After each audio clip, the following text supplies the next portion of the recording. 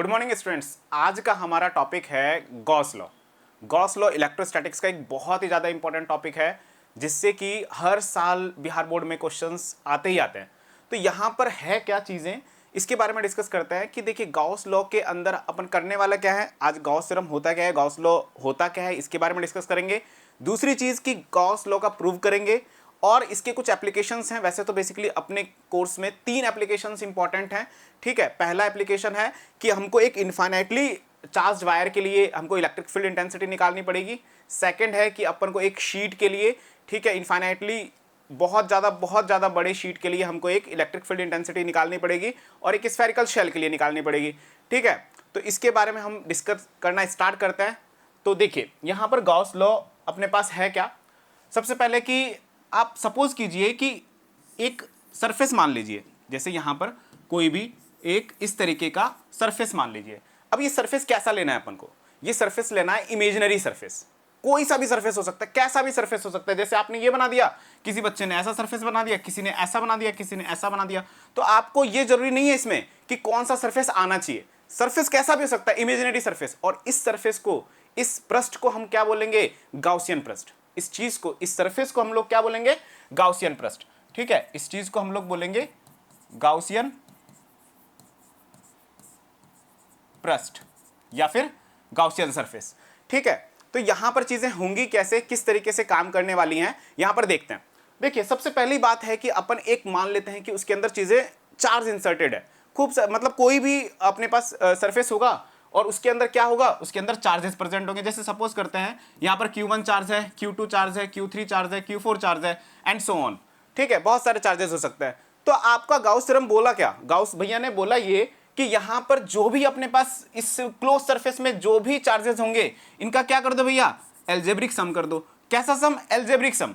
और ये जो चीज है ये किससे डिवाइड कर दो, एप्सिलॉन नॉट से डिवाइड कर दो। तो जितना भी इसमें से फ्लक्स आएगा, जितना भी इसके अंदर से अपने पास फ्लक्स आएगा, वो चीज क्या हो जाएगी अपने पास, इसके अंदर से बाहर निकलने वाला इलेक्ट्रिक फ्लक्स। और इलेक्ट्रिक फ्लक्स होता क्या है, पिछले वीडियो में अपने बात करी थी। इलेक्ट्रिक फ्लक्स क्या होता है, यहां से जितनी भी इलेक्ट्रिक फील्ड लाइंस किसी एक सरफेस में से परपेंडिकुलरली या लंबवत निकल रही हैं, उस चीज को हम लोग क्या बोल देते हैं, विद्युतीय फ्लक्स या इलेक्ट्रिक फ्लक्स। बात क्लियर है यहां तक, ठीक है। आगे बढ़ते हैं। तो यहां पर अपने पास ये चीज क्या है, समीशन क्यू। समीशन क्यू का मतलब या फिर एल्जेब्रिक सम का मतलब या बीजगणितीय योग, इस चीज को हम लोग क्या बोलते हैं, बीजगणितीय योग। ये चीज क्या होती है कि जैसे सपोज करो कि यहां पर आपको दे दिया कि Q1 चार्ज है आपके पास 2 कूलम, Q2 चार्ज है -3 कूलम, Q3 चार्ज है भाई प्लस का 4 कूलम, Q4 चार्ज है माइनस का 6 कूलम।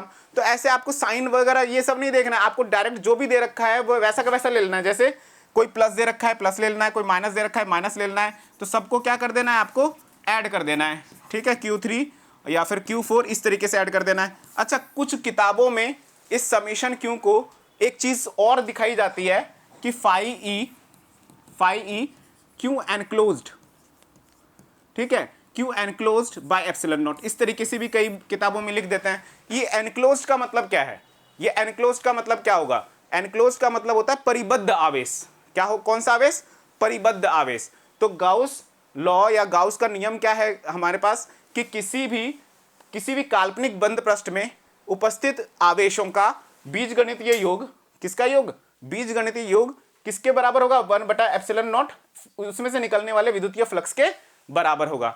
बात समझ में आई, वापस से एक बार देखते हैं, एक बार बिल्कुल सम अप कर देते हैं इस चीज को। देखिए यहां पर अपने पास कोई भी बंद पृष्ठ होगा, इसमें कोई भी चार्ज होगा Q1 Q2 Q3 Q4, ठीक है। यहां पर जितना भी फ्लक्स इसमें से बाहर निकलेगा, जितना भी नेट फ्लक्स इसमें से बाहर निकलेगा, जितना भी इसमें से नेट फ्लक्स इसमें से या विद्युत क्षेत्र रेखाएं जो निकलती हैं लंबवत, उसको ही हम फ्लक्स बोल रहे हैं यहां पर। तो जितना भी निकलेगा उसका मान 1/एप्सिलॉन नॉट मान फाई ई के बराबर होगा, या फिर इसको हम लोग क्यू परिबद्ध या क्यू एनक्लोज्ड भी बोलते हैं हम लोग, ठीक है। आप दोनों ये चीज लिखना जरूरी है। कई बच्चे क्या गलती करते हैं, फाई ई लिख देते हैं और यहां पर लिख देते हैं Q/एप्सिलॉन नॉट। ये बिल्कुल गलत है, ये चीज रॉन्ग है, ठीक है। क्यों सीधा सीधा क्यों नहीं आएगा, क्यों कितना है, अंदर कितना है, वो चीज इंपॉर्टेंट है, ठीक है। यहां तक चीजें क्लियर है। अच्छा, ये चीज हमने पहले भी डिस्कस करी थी कि जो विद्युतीय फ्लक्स है वो कैसी राशि है, एक अदिश राशि है, ओके। अब हम लोग डिस्कस कर लेते हैं कि गाउस लॉ का प्रूफ कैसे करना है, ठीक है। गाउस लॉ को प्रूफ कैसे करना है, ये जो चीज आ रही है इस चीज को बताना कैसे है, ये सिद्ध कैसे करना है, ठीक है, ऐसा भी क्वेश्चन आता है बोर्ड्स में कि गाउस लॉ को सिद्ध कीजिए, गाउस प्रमेय को सिद्ध कीजिए, गाउस नियम को सिद्ध कीजिए। तो किस तरीके से सिद्ध करना है, तो यहाँ पर टॉपिक हमारा हो गया गाउस नियम की व्युत्पत्ति कह लीजिए या proof of Gauss law, proof of Gauss law, Gauss नियम की व्युत्पत्ति। ठीक है, कैसे प्रूफ करना है इस चीज को ध्यान से देखिएगा। यहां पर अपने पास मान लेते हैं कि एक बहुत छोटा सा अपने पास एक क्लोज मतलब एक छोटा सा एक पॉइंट चार्ज है प्लस क्यू। ठीक है, इसके यहां पर मुझे इस आर पॉइंट पर मुझे क्या निकालना है, इस आर पॉइंट पर मुझे फ्लक्स निकालना है। नेट फ्लक्स कैसे निकालूंगा मैं, इस पॉइंट इसके यहां चारों तरफ क्या क्रिएट कर दूं, गॉसियन सरफेस क्रिएट कर देता हूं। तो क्या हो गया, यहां पर देख सकते हैं आप, हर पॉइंट पर डिस्टेंस कितनी है, आर है, हर पॉइंट पर डिस्टेंस कितनी है, आर है।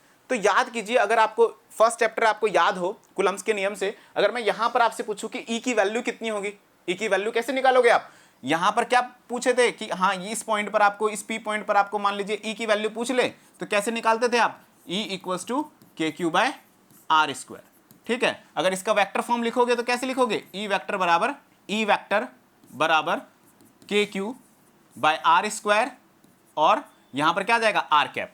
ठीक है, इस तरीके से हम लोग यहां पर क्या निकालते थे, इलेक्ट्रिक फील्ड निकालते थे। लेकिन अपना काम यहां पर इलेक्ट्रिक फील्ड निकालना नहीं है, अपना काम है यहां पर इलेक्ट्रिक फ्लक्स निकालना, यहां पर नेट फ्लक्स निकालना। तो किस तरीके से निकालना है, ध्यान से देखना। एक छोटा सा अपन क्या लेते हैं, एक छोटा सा यहां पर पैच ले लेते हैं, एक छोटा सा एरिया ले लेते हैं।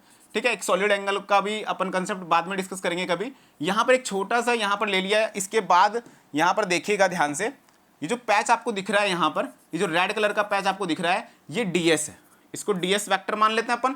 ठीक है, एक छोटा सा ये यहां पर एक क्षेत्रफल सदिश का अगर कंसेप्ट आपने देखा होगा, छोटा सा है, इसको डीएस वेक्टर मान लिया। अब इसी से निकलेगा क्या, इलेक्ट्रिक फील्ड निकलेगा सेम डायरेक्शन में। अच्छा देखिए, दोनों के बीच में कोण कितने डिग्री का है, देखिए कोण कितने डिग्री का देखते हैं, कैसे देखते हैं, अगर मान लीजिए डीएस भी इधर है और ई वेक्टर भी इधर है, तो दोनों के बीच में कोण कितने डिग्री का हो जाएगा, 0 डिग्री का। लेकिन मान लीजिए अगर थीटा इधर है, मतलब डीएस वेक्टर इधर है और यहां पर इलेक्ट्रिक फील्ड ऐसे जा रहा है, तो कितने डिग्री का कौन हो जाएगा, 90 डिग्री का, और ऐसे है तो 180 डिग्री का, और साथ साथ जा रहा है तो 0 डिग्री का। तो ये चीजें आपको, बहुत छोटी छोटी चीजें आपको ध्यान रखनी पड़ेंगी।